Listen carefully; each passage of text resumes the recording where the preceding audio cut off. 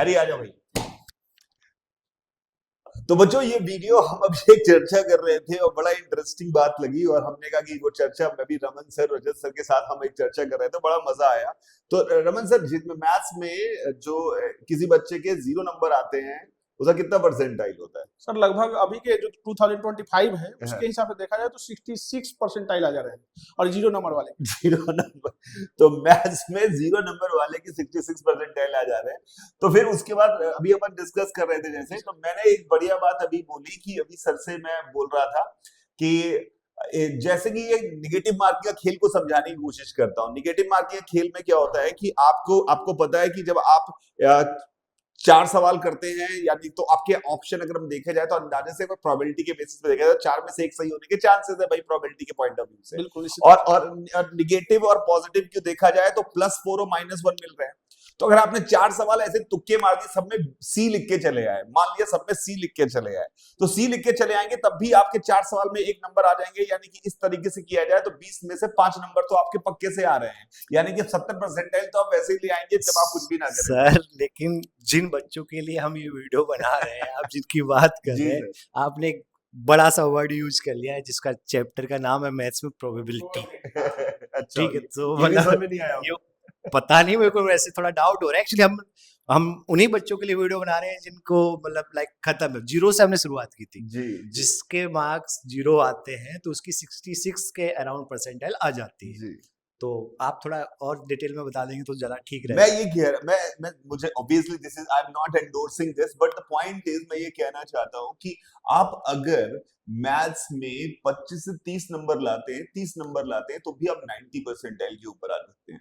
30 number लाने का मतलब है आपको 7 सवाल के आसपास 6 से 7 सवाल आपके सही हो जाएंगे तो आपके परसेंटाइल जो है वो 90 बन जाएंगे, 92 93 परसेंटाइल बन जाएंगे मैथ्स में, which is the good percentile. अगर फिजिक्स केमिस्ट्री में आप कर सकते हैं तो आप शायद अच्छा कर सकते हैं। अब मैं सीरियस बात कर रहा हूं। तो बच्चों फंडामेंटल बात क्या है कि आपको अगर मैथ्स में 30-35 नंबर लाने हैं और आपने थोड़ी बहुत भी ढंग से पढ़ाई की हो, अब कंफ्यूज होते हैं कि 2 ऑप्शंस बचे जिनमें कंफ्यूजन हो रहा है कि ये सही है या गलत है। अगर आप इंटेलिजेंटली अगर आप काम करें तो आप गेस भी कर दे। अगर आप 3 ही सवाल सही कर पा रहे हैं, 2 ही सवाल सही कर पा रहे हैं, तो जिनमें भी बाकी सारे सवाल जो हैं आपको उनमें जो इंटेलिजेंटली आप गेस कर पा रहे हैं वो गेस करिए, कोई दिक्कत नहीं है कि कुछ वैसे भी नहीं बदलने वाला, तो गेस करके ट्राई कर सकते हैं, चांसेस हैं हमारे अच्छे आने के।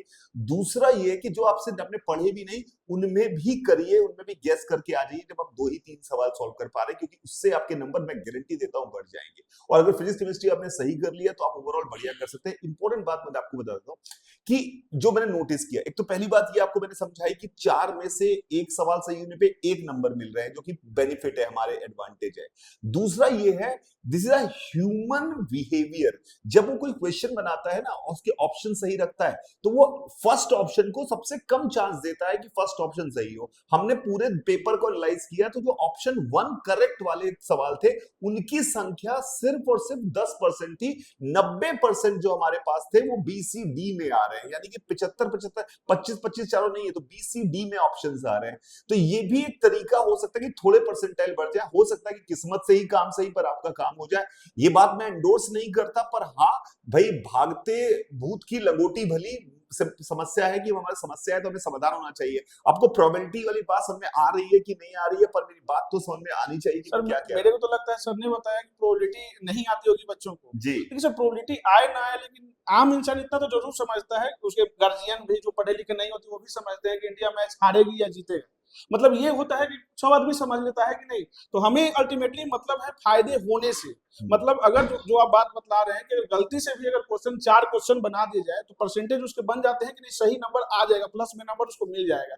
तो हम लोग यहाँ पर सर ये सोचना चाह रहे हैं कि अगर जो आदमी, हम लोग पढ़े लिखे हैं तो हम लोग सबको पता है जीने के लिए ऑक्सीजन की जरूरत है, तो हम लोग ऑक्सीजन ले रहे हैं, लेकिन जो लोग पढ़े लिखे नहीं है, देश में बहुत सारे लोग हैं जो पढ़े लिखे नहीं है, तो ऐसा थोड़े है कि वो गलती से ऑक्सीजन के बदले कुछ और ले रहे होंगे। तो बिल्कुल सही मतलब बात। उनका फायदा तो उनको मिल ही रहा है कि वो ऑक्सीजन ही ले रहे हैं। बहुत ही तो वैसा ही यहाँ पर भी प्रोबेबिलिटी का फायदा उनको मिल सकता है, अब पढ़े हो या ना पढ़े हो। बिल्कुल जी सर। देखो, मैं बिल्कुल भी इस तरह की बातों को एंडोर्स नहीं करता, ना कभी करता हूं, पर इस वक्त जब जिनका कुछ भी नहीं हो पा रहा है, तो मैंने कहा थोड़ा एक इंटेलिजेंट अप्रोच बता दूं पेपर अटेम्प्ट करने की, क्योंकि पेपर अटेम्प्ट करना भी एक कला है। अगर आप इंटेलिजेंटली ऑप्शंस को एलिमिनेट करते हैं तो it is a very important technique, you must learn. But the most important thing मैं बाकी सारे बच्चों से कह रहा हूं कि प्लीज थोड़े कंपटीशन को बढ़ाइए और थोड़ी मेहनत करिए, ताकि आप अच्छे परसेंटाइल ला पाएं और अच्छा परफॉर्मेंस कर पाएं। उसका सिर्फ एक विकल्प है, अच्छे से पढ़ाई करना, और उसके लिए हम यहाँ बैठे हुए हैं।